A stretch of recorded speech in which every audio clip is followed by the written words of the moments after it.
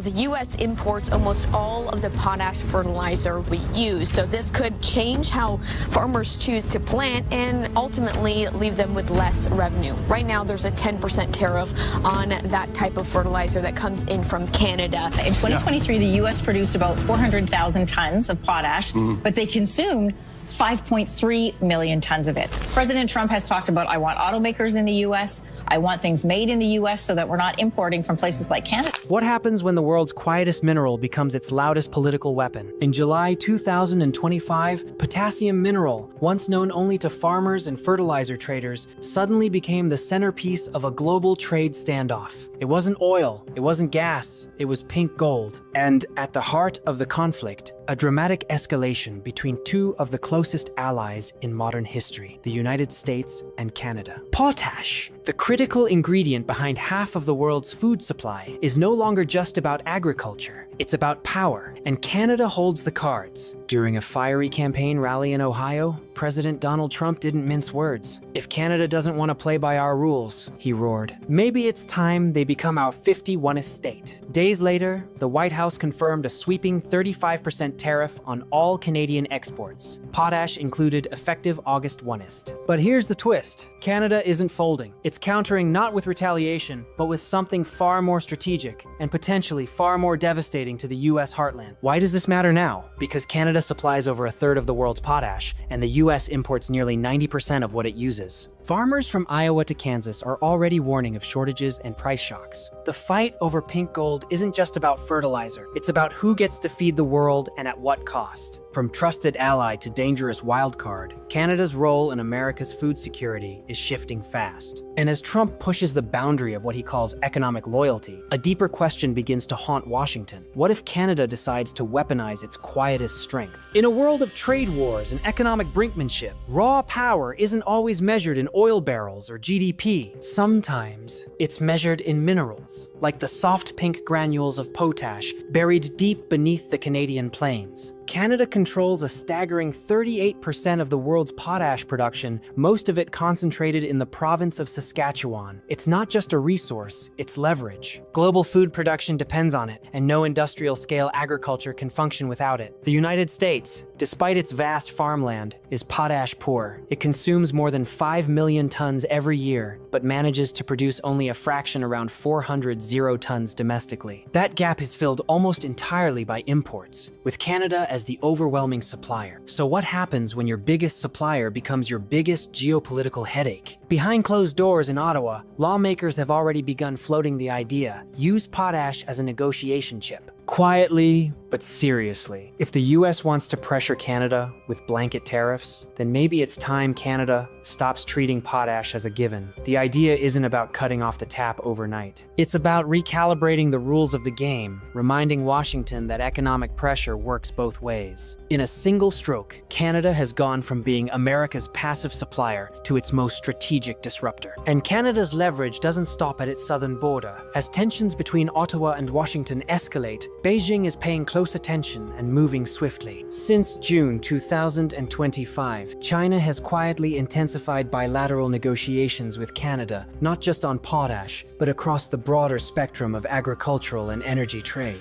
Why? Because China's own potash supply is under pressure. For years, Beijing relied heavily on imports from Belarus and Russia, but war, sanctions, and logistical bottlenecks have made those sources increasingly unreliable. Prices have spiked, contracts have faltered, and strategic planners in Beijing are recalculating their options. Canada, with its stable output and rule-based export system, now offers something far more valuable than just supply predictability. A potential shift in supply chains from Eurasian partners to North American ones could give China greater bargaining power in future food and fertilizer negotiations with the United States. In other words, Canada's potash isn't just weakening Washington's hand at home, it's strengthening Beijing's abroad. The geopolitical chessboard is shifting, and potash is now squarely at the center of it. The threat isn't just strategic, it's tangible. If Canada were to restrict or slow potash exports, the the consequences would hit the U.S. food chain almost immediately. Fertilizer prices would spike. For American farmers already grappling with razor-thin margins, that's a death blow. Crops like corn, soybeans, and wheat, already sensitive to global input costs, would see production costs surge. And when farmers pay more, so do consumers. Grocery bills could rise just as inflation-weary households are beginning to stabilize. But the pain wouldn't be limited to the United States. Officials in Saskatchewan, the global epicenter of potash production, have warned that any serious disruption in trade flows could trigger supply shocks across all of North America. The province, which ships millions of tons through a finely balanced rail and port system, says even modest slowdowns would choke regional markets and destabilize food supply chains across the US, Mexico, and beyond. In short, Canada holds the valve, and any adjustment, even unintentional, could send ripples through a continent already straining under economic volatility. While the trade battle played out on national stages, the first cracks appeared far from Washington in the cornfields of the Midwest. Throughout July 2025, a wave of concern swept across agricultural conferences in Iowa, Nebraska, Kansas, and Missouri. Farmers, co-op leaders, and state agriculture officials raised the alarm. Fertilizer costs were rising fast, and no one in Washington seemed to be listening. For many, the numbers spoke louder than the rhetoric. Potash prices had jumped more than 20% in just 6 weeks, and procurement delays were putting fall planting schedules at risk. In states where entire economies depend on crop yields, the anxiety was palpable. Then came the letter. The National Farmers Union, one of the most respected voices in American agriculture, formally issued a warning to the White House. In it, they condemned the potash tariff as reckless, urging the administration to prioritize supply stability over political symbolism. They warned that disruptions to Canadian imports would not hurt Ottawa, but would devastate rural America. The message was clear. This wasn't about trade theory anymore. It was about livelihoods. And from the looks of it, the farm states weren't going to stay quiet for long. While fertilizer dominates the headlines, another shift is quietly unfolding, one with even deeper implications for North American power dynamics. In the summer of 2025, Canada launched its first direct LNG export to Asia, bypassing US ports entirely. The shipment marked the culmination of a years-long effort. LNG Canada,